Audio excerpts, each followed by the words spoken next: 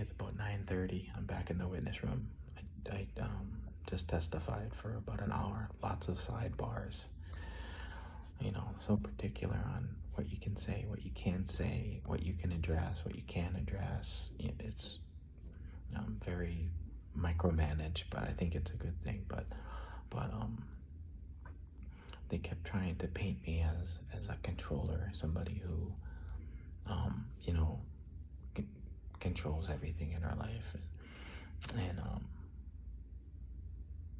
the prosecutor was able to readdress that and ask me about the LLCs and whose name were those in, and that kind of ruins their narrative as I'm like total control, because the LLCs were all in her name. She put 100% of it in her name, so that was a good thing.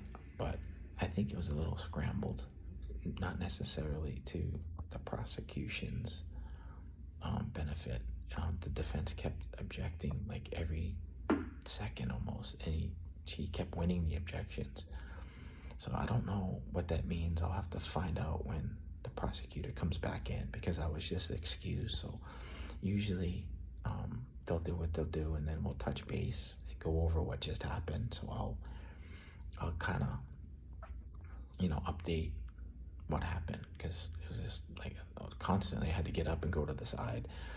And then when they do sidebars, they put on like this static noise, so you can't hear what they're saying. It's interesting. At first I thought I hit like a wire, because you hear that static when like a TV's unplugged from cable. That's the kind of static it was. But then I realized it's a button they push when they don't want you to hear what they're saying, and they kind of huddle up and talk. So I will say she seems extremely confident. She meaning Avapuhi. She's very confident today.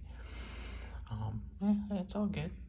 Like I said before, man, everything's in God's hands. If I speak the truth, and I know what the truth is, and she knows what the truth is, and if she's able to somehow get one juror to have reasonable doubt and she gets off it, I'm not gonna sweat it, because I know she'll be back here.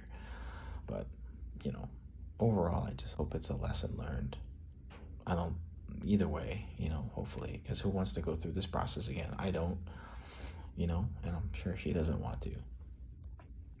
But it's kind of scrambled today. It's tough to get a good grasp on if it was good or bad. I will say the prosecutor, he seemed a little frustrated, because a lot of his questions were being objected to, and they were being sustained, which means basically you have to stop talking about that.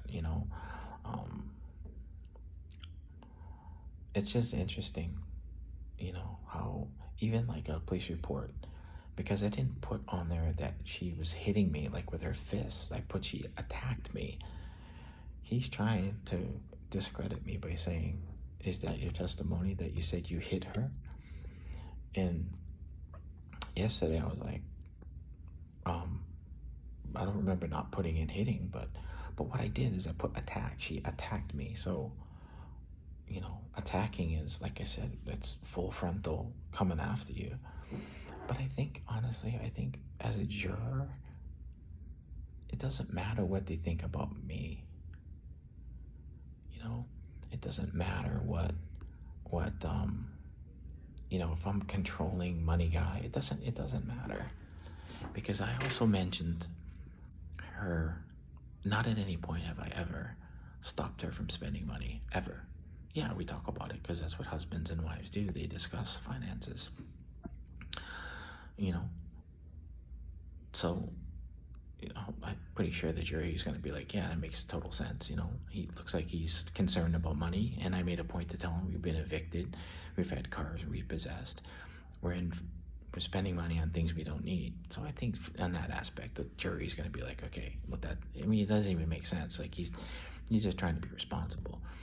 And the real good thing is what we made clear today, because her defense is going to be that she was defending herself, but what she did wrong, what she did, everything was wrong, but her defense is going to do wrong is the fact that she said that I was like holding her down, So she couldn't breathe. Because she wasn't breathing, she started scratching my face.